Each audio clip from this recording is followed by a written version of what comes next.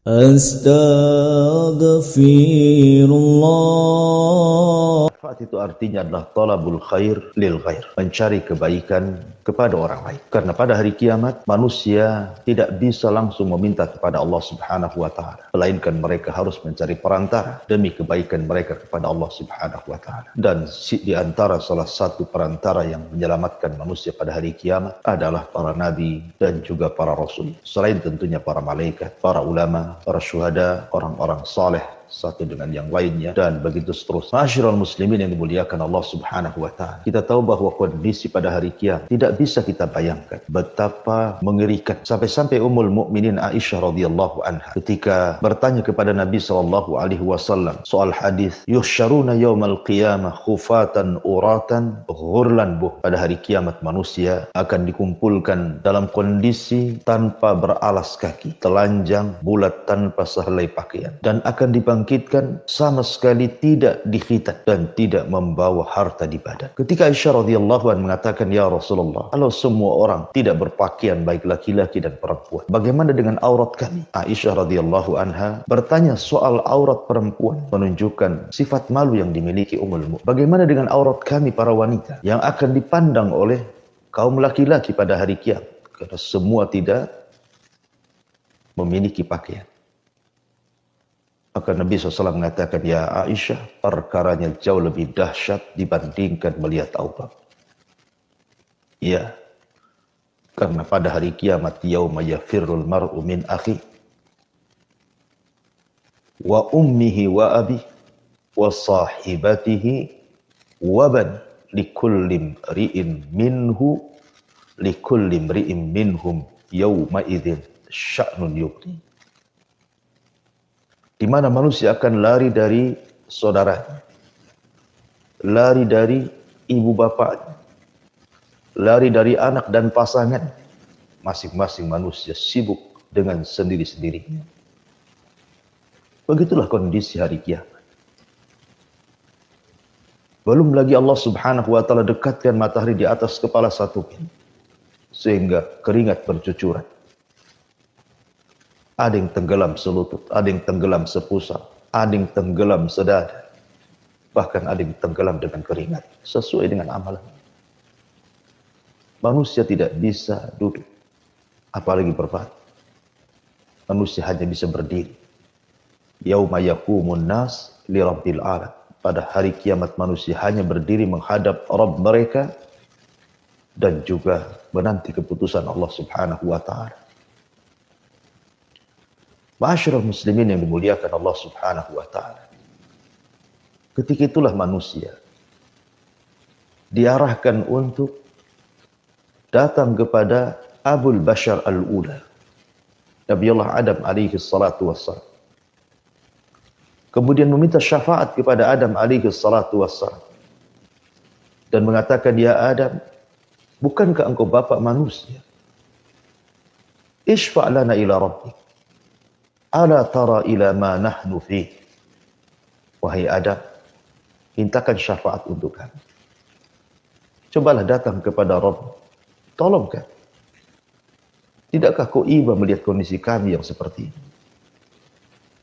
Tapi Adam alaihi salatu wassalam mengatakan, "Aku tidak bisa. Kan aku pernah melakukan dosa yang membuat Allah murka, yang Allah tidak pernah murka sebelum dan sesudahnya kepada nafsi idhabu ila Ibrahim. Urus diri kalian. Sebaiknya kalian bertolak kepada Ibrahim alaihi salatu wassalam." Akhirnya kemudian manusia pun mulai bertolak kepada Nuh. Ya, sebelum Ibrahim mereka bertolak kepada Nuh alaihi salatu wassalam. Maka mereka pun sama jawaban. Tidak mendapatkan apapun dari Nabi Allah Nuh alaihi salatu wassalam. Kecuali Nuh hanya mengatakan, "Intalik ila Ibrahim." Coba kalian pergi menuju Nabi Ibrahim. Maka mereka pun bertolak kepada Ibrahim alaihi salatu wassalam, meminta syafaat dan mengatakan, "Ya Ibrahim, ishfa' lana ila rabbik. Ala tara ila ma nahnu fi." Wahai Ibrahim, mintalah kepada Rabb agar kami mendapatkan syafaat. Tidakkah kau ibu melihat kondisi kami? Tapi Ibrahim juga mengatakan, Aku tidak bisa. Sebaiknya kalian bertolak kepada Nabi Musa. Maka manusia pun kemudian pergi menemui Nabi Musa alaihi salatu wassalam. Tapi jawaban Nabi Musa alaihi salatu wassalam pun kurang lebih dengan jawaban para nabi sebelumnya. Dan mengatakan, nafsi-nafsi, aku tidak bisa urus diri kalian. Sebaiknya coba kalian bertolak kepada Nabi Isa bin Maryam. Maka manusia pun bertolak menemui Isa ibnu Maryam. Akhirnya kemudian Isa pun tidak menyebutkan alasannya. Tidak menyebutkan uzurnya. Tapi Isa mengatakan sebaiknya kalian datang kepada Muhammad sallallahu alaihi wasallam, Nabi kita. Maka manusia diarahkan menuju Nabi kita. Kemudian Nabi sallallahu alaihi wasallam melihat manusia yang begitu banyak. Sejak Adam sampai manusia yang terakhir mati dengan trompet sangkakala Israfil berkumpul di padang mahsyar. Kemudian Rasul mengatakan, analah, kan ku coba. Akhirnya kemudian Nabi SAW diilhamkan Allah Subhanahu wa Ta'ala untuk sujud di bawah arsy Allah Subhanahu wa Ta'ala. Dengan sujud yang lama sekali. Sampai akhirnya Allah Subhanahu wa Ta'ala mengatakan, ya Muhammad, irfa' ra'saka, angkat kepala. Sad tu'ta qul tusma ishfa' tusyaffa. Ya Muhammad, minta kau akan diberi, bicara kau akan didengar, mintalah syafaat, aku akan beri kau syafaat. Maka Nabi SAW tiba-tiba teringat umat dan mengatakan, ummati. Ya Allah, umatku. Di antara mereka ada yang masuk neraka. Bisakah kau selamatkan mereka? Maka Allah Subhanahu wa Ta'ala mengatakan, ya Muhammad, kalau begitu intalik, pergilah. Faman wajada min ummatika habbata sya'irin aw burrin min iman fa akhrijhu minan nar. Cari umat. Maka siapapun yang kau dapati dari umatmu memiliki sebiji gandum dari keimanan, keluarkan mereka dari api neraka. Kemudian Nabi SAW mengatakan, apakah engkau membatasi berapa jumlah mereka ya Rabb? Maka Allah mengatakan, tidak. Sebanyak mungkin kau selamatkan umatmu yang memiliki sebiji gandum dari keimanan, keluarkan mereka dari api neraka. Maka Nabi SAW kemudian menyelamatkan umat yang memiliki sebiji gandum dari keimanan. Tapi Nabi SAW tidak puas. Nabi SAW kemudian menghadap Allah Subhanahu wa Ta'ala kembali, kemudian sujud dengan sujud yang lama. Kemudian Allah Subhanahu wa Ta'ala katakan, irfa ra'saka ya Muhammad, angkat kepalamu wahai Muhammad. Sal tu'ta, qul tusma, ishfa' tusyaffa. Minta kau diberi, katakan kau didengar. Mintalah syafaat, aku akan beri kau syafaat. Maka Rasul kembali mengatakan, ummati. Ya Rabb, umatku. Di antara mereka ada yang masih masuk neraka. Maka Allah Subhanahu wa Ta'ala mengatakan, kalau begitu intalik, pergilah, jumpai umatmu. Man kana fi qalbihi mithqala habbati min khardalin minal iman fa akhrijhu minan nar. Kalau begitu pergilah wahai Muhammad, temui umatmu. Maka siapapun di antara umatmu yang memiliki iman sebiji atom, keluarkan mereka dari neraka. Kemudian Rasul mengatakan, berapa jumlah mereka ya Rabb? Maka Allah mengatakan, sebanyak-banyaknya. Maka Nabi SAW Demi umatnya dan menyelamatkan orang-orang yang sudah divonis masuk neraka, yang memiliki sebiji atom dari keimanan, maka Rasul mengeluarkan mereka. Cukup sampai di sini? Tidak. Nabi SAW masih sayang dengan umatnya. Nabi SAW kemudian sujud kembali dengan sujud yang lama. Kemudian Allah Subhanahu wa ta'ala katakan kembali, irfa ra'saka ya Muhammad, sal tu'ta, qul tusma, ishfa' tushaffa. Angkat kepalamu wahai Muhammad, minta kau diberi, katakan kau didengar. Mintalah syafaat, kau beri syafaat. Maka Nabi SAW mengatakan, ummati ummati ya Rabb, bagaimana dengan umatku, bagaimana dengan umatku? Subhanallah. Bagaimana Nabi SAW khawatir dengan umatnya. Nabi SAW tidak mau kalau seandainya ada umatnya yang masuk neraka. Maka Allah Subhanahu wa ta'ala kalau begitu, intalik, pergilah, temui umatmu. Faman wajada minhum adna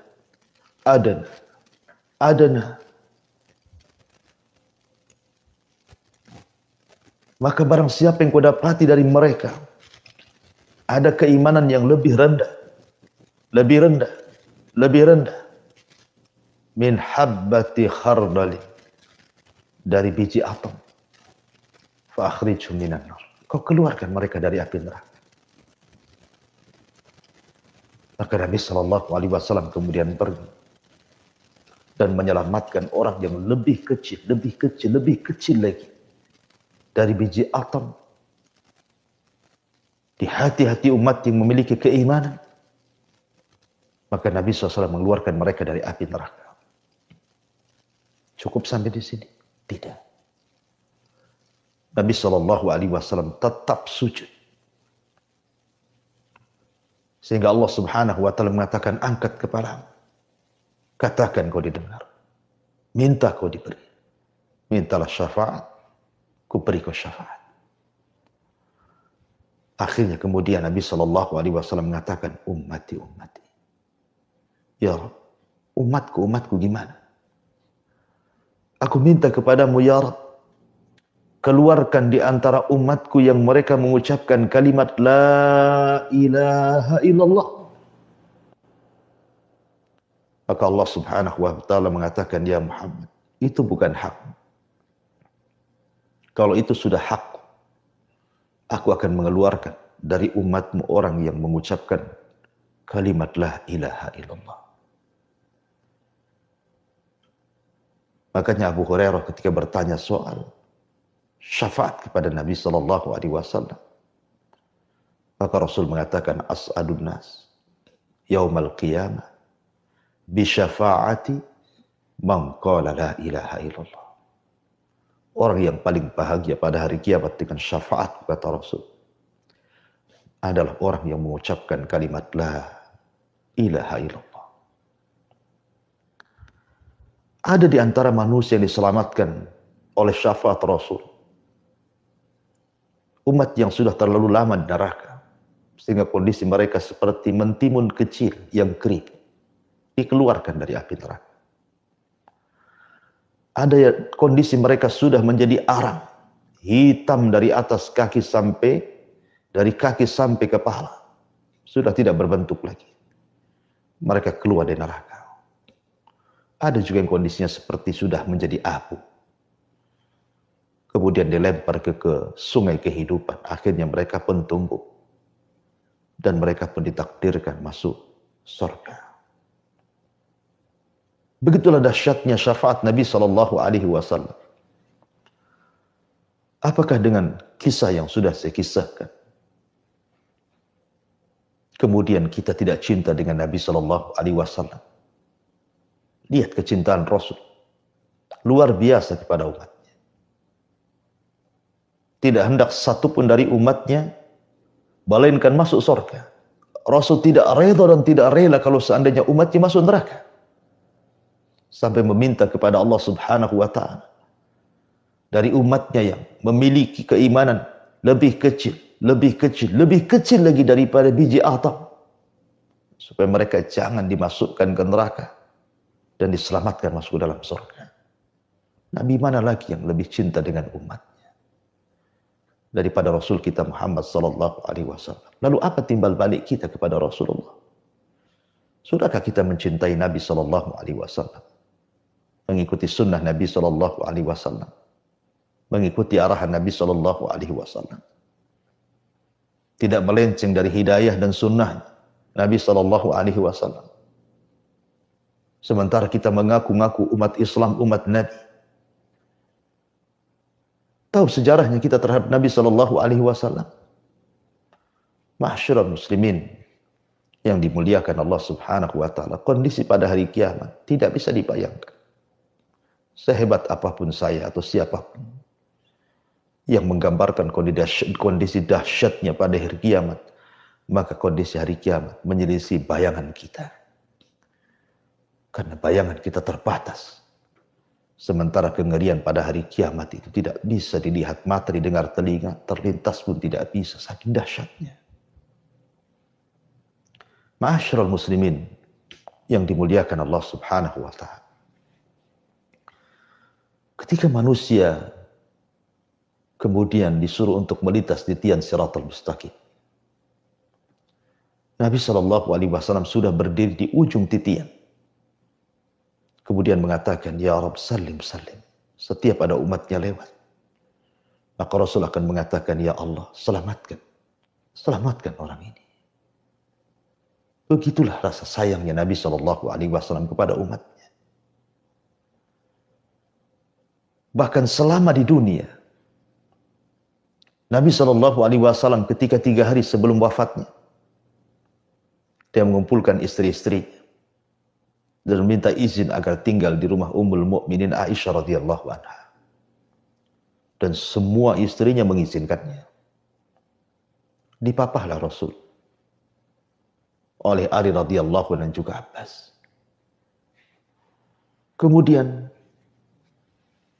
Nabi sallallahu alaihi wasallam pun pindah rumah dari rumah Maimunah ke rumah Ummul Mukminin Aisyah radhiyallahu anha.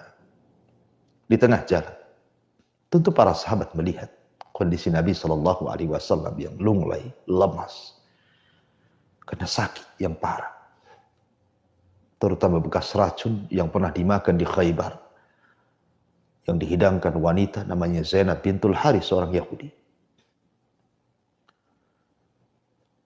Maka kemudian tersebarlah perkara ini di hadapan para sahabat yang lain.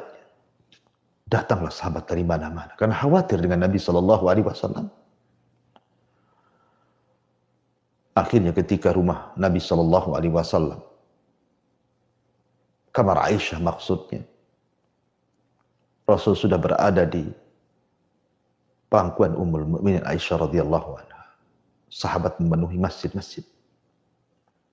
Masjid Nabawi penuh dengan para sahabat. Jalan-jalan gang-gang kota Madinah penuh dengan para sahabat karena khawatir kondisi Nabi sallallahu alaihi wasallam. Dan sebagian para sahabat ada yang menangis. Sehingga suara tangisan mereka menggemuruh dan sampai ke rumah Aisyah radhiyallahu anha. Kata Nabi sallallahu alaihi wasallam, "Suara apa itu, wahai Aisyah?" Maka Aisyah radhiyallahu anha mengatakan, "Ka'annahum takhafuna 'alaik, ka'annahum yakhafuna 'alaika ya Rasulullah." Seolah-olah mereka khawatir dengan kondisi wahai Rasul. Maka Nabi SAW mengatakan, "Mana Ali? Mana Fadl? Angkat aku." Maka Ali radhiyallahu anhu dan Fadl pun mengangkat Rasul menemui para sahabat. Kemudian berkhutbah. Dan itu khutbah terakhir. Setelah itu Rasul tidak pernah berkhutbah lagi. Yang ingin saya katakanlah isi khutbah Nabi. Kata Nabi sallallahu alaihi wasallam, "Inna mau'idukum ma'i laisa fid dunya. Walakin mau'idukum ma'i fi haudi." Wahai sahabatku, wahai manusia, perjumpaan kita, perjumpaan kalian denganku bukan sebatas di dunia. Tapi perjumpaan kalian dengan diriku kelak di telaga. Subhanallah. Nabi SAW seolah-olah ingin mengatakan tenang. Bukan berarti sepeninggal diriku kalian akan berpisah selamanya denganku dan tidak akan berjumpa. Tidak. Kalian akan tetap berjumpa denganku. Kapan itu? Kata Nabi SAW di telaga. Dan itu bukti cinta Nabi tidak mau melepaskan dengan umatnya. Alhamdulillah, kita punya Nabi yang sangat mencintai umatnya. Nabi yang memiliki rasa rahmat, kasih sayang yang luar biasa. Laqad ja'akum rasulun min anfusikum azizun alaihi ma'anittum harisun alaikum bil mu'minina raufur rahim. Telah datang kepada kalian seorang rasul dari jenis kalian. Amat sangat berat apa yang dirasakan umatnya kepadanya. Dan sangat bersemangat untuk memberikan hidayah kepada umatnya. Dan teramat sayang dan kasihan kepada umatnya. Dialah Nabi kita Muhammad sallallahu alaihi wa ala alihi wasallam. Wallahu a'lam bishawab.